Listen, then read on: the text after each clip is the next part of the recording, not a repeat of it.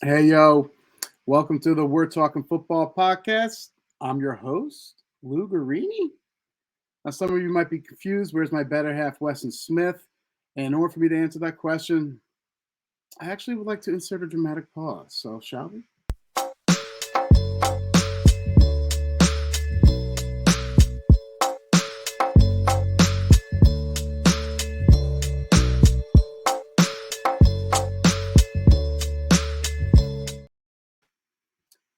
So, Weston and I are still doing the We're Talking Football podcast. The great thing is we're still going to come together to talk about everything NFL, but we felt like we needed to branch out. He's going to be doing his own show for the 49ers. I'm going to be discussing everything, Los Angeles Chargers, but we are still going to come together like, the Avengers when it comes to everything rest NFL.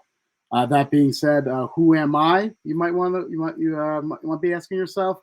I'm your typical cynical Chargers fan, and what I mean by that, I wasn't always a cynic, but it was the Marlon McCree fumbles. It was the Nate Kading missed field goals. It was the Philip Rivers hero ball interceptions that basically turned me from a hopeful fan and a cheerful fan to pretty much a miserable son of a bitch. So that's who I am in a nutshell. The best representation I can give about my fandom would be the movie Major League. You ever seen the movie Major League? There's a fan out there, played by I think Randy Quaid, pretty much even when he hates his team, he loves his team too. So I love the Chargers and hate them at the same time, but that's neither here nor there. So this is my kickoff episode. I do have some exciting things coming down the pipeline, for the to discuss some more Charger stuff. But today I wanted to discuss the Los Angeles Chargers' biggest offseason acquisition. And for Charger fans, you might be a little befuddled with this because you're probably thinking we really didn't sign anyone. So who the hell are you going to be discussing? Kellen Moore. Believe it or not, Kellen Moore has been the Chargers' biggest offseason acquisition. And basically, what I'm going to do is tie Kellen Moore's scheme with pretty much how that's going to relate to the draft this coming in a couple of weeks from now. And Brett Coleman, who did a fantastic tape study of Kellen Moore, basically went over Kellen Moore's running scheme and rushing scheme. And what I did after looking at that video was basically see what's that going to translate and how is that going to affect the NFL draft for the Chargers in this upcoming NFL draft. So first and foremost, uh, he dived into Kellen Moore's running game and running scheme. And the Chargers are never going to be one of those teams that really want to ground and pound you. That's not who they are. That's never who they really are outside of the time with LaDainian Tomlinson. Staley's mantra is always to keep the ball in his best playmaker's hands, and he firmly believes and said it numerous times Justin Herbert. So he doesn't want to take the ball out of Justin Herbert's hand. But that being said, that Jag playoff loss really destroyed Staley, I feel like. And I feel like that slapped in the face was a little pseudo wake up call to pretty much, hey, things are going to have to be a little different around here. Everyone was gearing up, against Justin Herbert. We were one dimensional, couldn't run the ball, it was extremely frustrating. And there's an old adage, you throw the score, you run to win games. So they couldn't do that in that Jags playoff game. Now that being said, like I said, the Chargers are never going to lead the league in rushing. He just wants to be a more efficient rushing team, and here comes in Kellen Moore, and because Kellen Moore has had a lot of success with the Dallas Cowboys over the last 4 years, and I wanted to break down. This is all from Brett Coleman's video that he put out. So all these numbers and stats you're going to hear are all from Brett Coleman. So I want to make sure we give his dues. But I wanted to break down Moore's effectiveness in Big D. Also, keep in mind last year he had 5 games with Cooper Rush manning their offense. So keep that in mind too. I think that actually makes the game the statistics a little more, even more impressive. So last year, I'm going to compare the Cowboys offense to the Chargers offense rankings last year. The Cowboys offense last year were 4th in points per game at 26.8 versus the LA Chargers, where they were ranked 12th at 23.4. They were 5th and 3rd down efficiency, 45.2% versus LA's 8th and 43.8%. Not a big, tremendous differentiation there.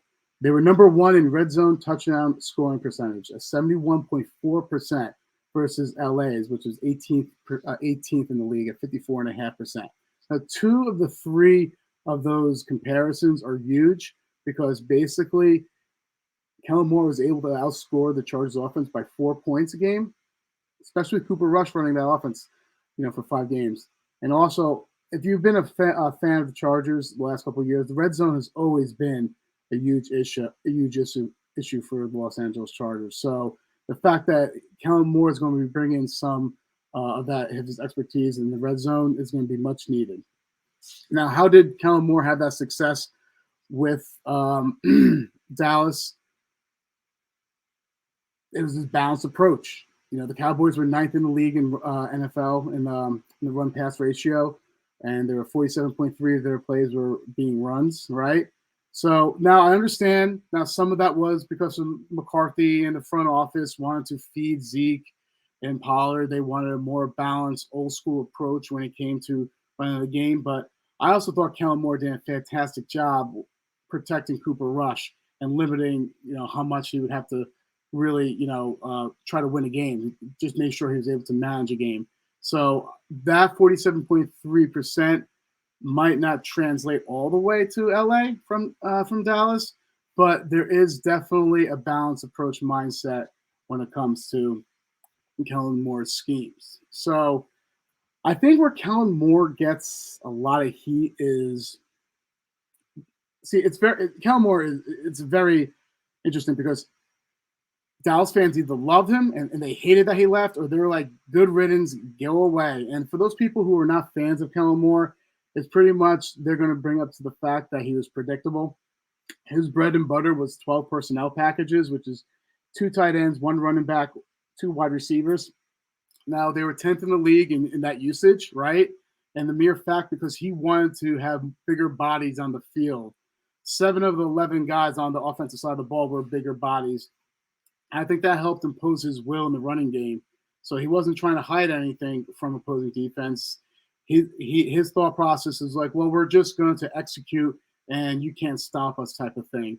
So that I think was just frustrating because of that running of that 12 personnel, they ran the ball 63.4% of the time, which means if you see 2 tight ends on the field with Dallas, they're going to run it.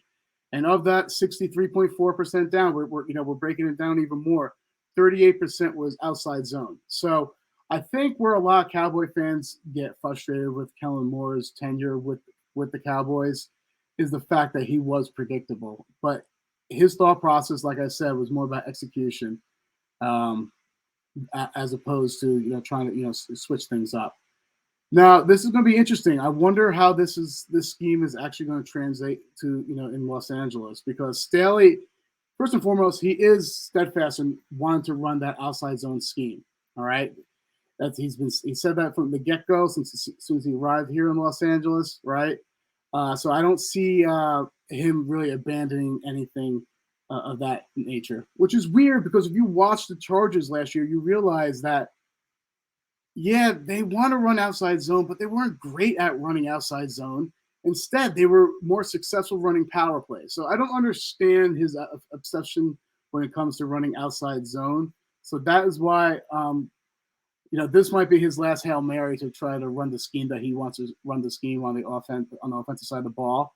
So usually with zone type of running, you need your offensive lineman to be athletic, and their offensive line is going to have to find the athleticism.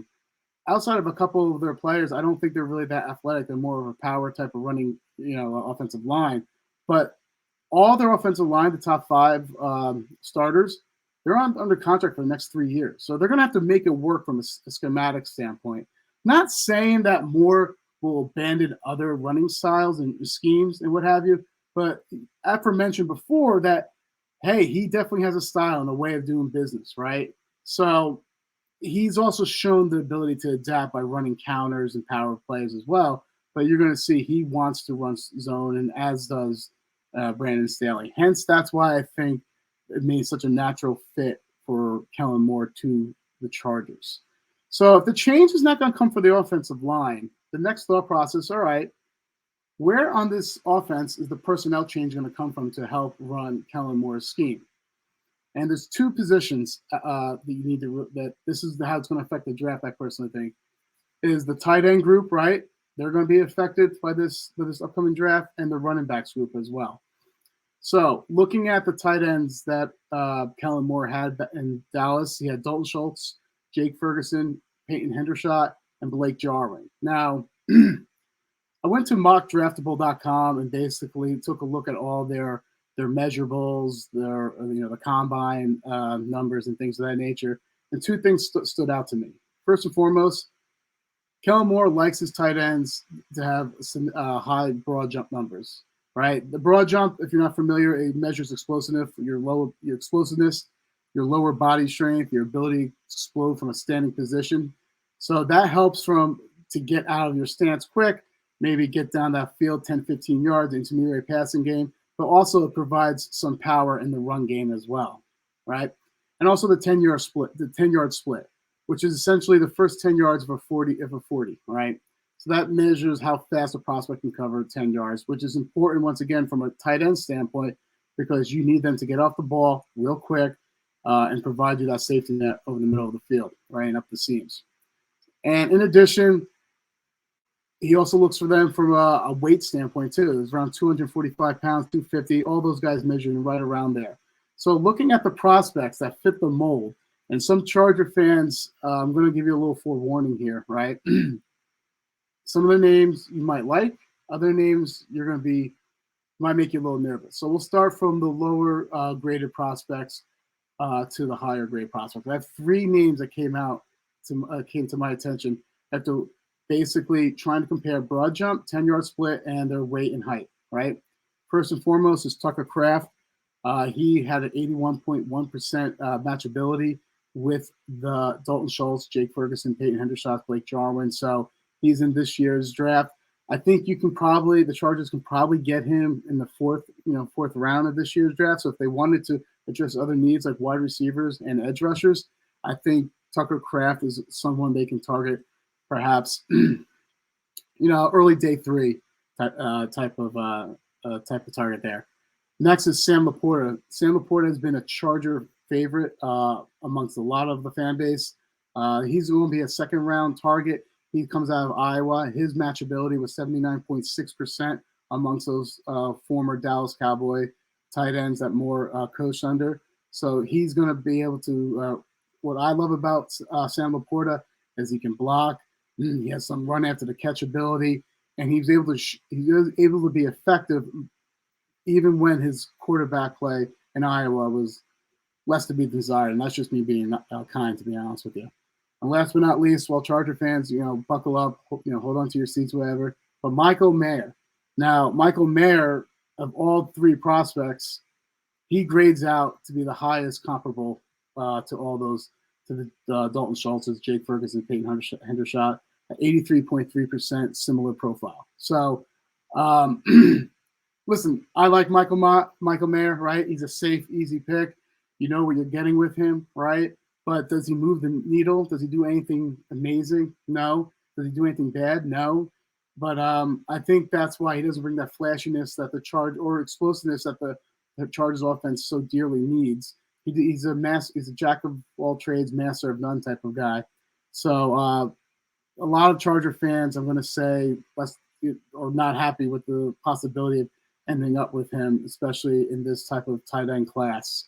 So don't kill the messenger, but if all those tight ends, he does fit the Kellen Moore profile pretty damn close. Next, let's go to the running back. So if we're changing the tight end room because we're trying to change the personnel for Kellen Moore to what he's looking for, you have to look at the running backs too. He had Tony Pollard and Zeke back in Dallas, and looking at, once again, did the same exact thing as I did with the tight ends. So prospects that fit this mold from a size and athletic standpoint, Zach Charbonnet. Also scheme too, because he builds up speed. He gets to the outside. He's really good with vision. He waits for his blocks to develop. And he's a physical punishing running back, right? So, and when I say that, he would fit into the Chargers Zeke mode. Zeke, say what you want about him last year. Obviously, the last couple of years he's lost that juice, right? But the guy can still find the end zone 5 yards out. And what did we state before? Chargers have been awful, in red zone production. So having someone that can bring real value to an offense when it comes to the red zone would be imperative. So Zach Charbonnet at UCLA, bigger, physical, more physical type of running back. Probably someone they can get in the third round and target as well. Next, I'm going to say Tank Bigsby, similar size and comparable athletically to Tony Pollard. He has good vision. He's effective in his zone scheme, so he's more of a schematic fit because of what they ran at Auburn. He puts his foot in the ground and he goes up when he sees the hole. So Tank Bigsby is definitely another prospect out there that I think can fit that whole that Tony Pollard mold that they were looking for to run out out there in LA. A couple other one other name, I have Eric Gray. He's experienced in zone blocking out of Oklahoma. He's more of a late day 3 type of guy. He can identify and burst through a hole real quick. He's a 3-down running back, and he can catch and is willing pass protector. Now that's huge. Kellen Moore wants your 3-down running backs. The things that's important to Kellen Moore is your ability to stay on the field. Both Zeke and Pollard could play all 3 downs, and the reason being is because they were able to catch the ball, they can run routes, and most importantly, they were effective when it comes to pass protection.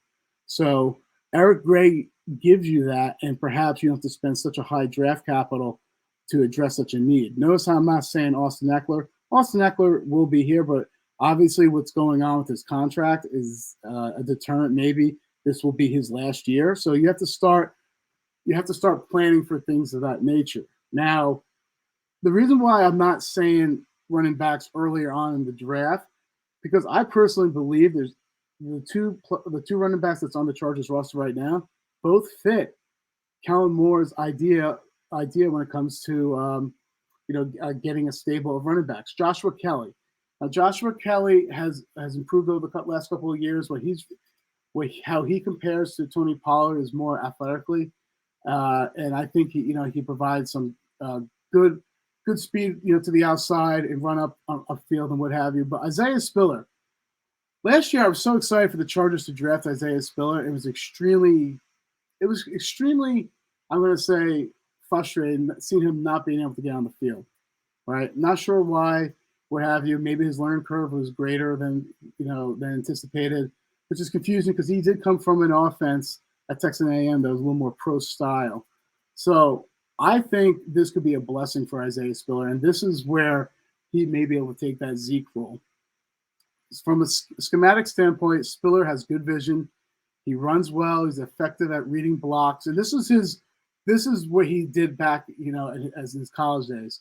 So he can read blocks. He processes blocks well, and you can really see that because back in college, his offensive line was porous to say the least. So the whole purpose is be able to, when it comes to zone running, you're trying to read the block and see if you can hit that gap. If not, you have to kind of pivot to the next gap and keep on going down to each gap. It doesn't have to be pretty. You just need a helmet on a helmet just to kind of move them. You don't have to blow them off the ball. You just have to kind of get in their way, and the running back basically makes a decision. So if I had to guess, Chargers probably go late day 3 with one of those aforementioned running backs, probably an Eric Gray. I think that would be a great addition to the running back room. And once again, I also think they probably go, and I know they probably like Michael Mayer, but I think it would be too rich to take him at 21. Could they trade back and get additional draft capital and still get Mayer? Yeah, you could, right? But that being said, I'm a firm believer. I don't have any inside sources or anything like that. I'm a firm believer. They are rounds 1 and 2. They're going wide receiver edge. So whoever's the BPA from a wide receiver edge standpoint in round 1, in round 2 it will just be the opposite. So if a Nolan Smith was to fall to the Chargers in round 1, they're going best wide receiver at round 2. And you can the same is true holds true with the inverse. So if basically Zay Flowers, is their wide receiver too, and he's there for them. They pick him, and then come the end of round two, they select the best edge rusher, whoever that may be for them, right? So that's why I don't believe in a lot of this hype that Bijan Robinson or Dalton Kincaid is going to be the selection at at 21 for the mere fact that they already have players on their roster that can pseudo meet the criteria of what Kellen Moore is looking for. But in addition, there's so many options towards day 3 that can meet their needs, right? So that's why I'm not believing in the hype right now when it comes to the Bijan Robinsons or the Dalton Kincaids because of those factors right there. Those are my 2 cents. I'm sticking to it. Just a short little quick video to kind of go over what Kellen Moore is going to bring to the Los Angeles Chargers running game. I'm actually excited to hear what Brett comes out with for the passing game. Love to analyze that, and then maybe that will, in turn, affect who they're going to be targeting in the draft. From a wide receiver standpoint, Brandon Staley did state that Kellen Moore has had success with young rookie wide receivers. He had CeeDee Lamb out there, and look at all the other manageable receivers that the Cowboys have. Noah Brown, that they really have used, and he's gotten the most out of. So I personally think the Chargers are going to go early in the draft for a wide receiver, and they're going to double dip. I can honestly see them double dipping because they want to bring in more of Moore's guys. So, pun intended, right? So that's it. Like I said, my 2 cents. Follow us on WTF Pod NFL. You can follow me at Lugerini, Lugerini. If you know, you know. But listen, I'm looking forward to doing the next. I got some more exciting stuff. Maybe perhaps Weston has his own title to his show. I'm starting to flirt with an idea for a title on my show. We'll go from there. But other than that, guys, stay classy.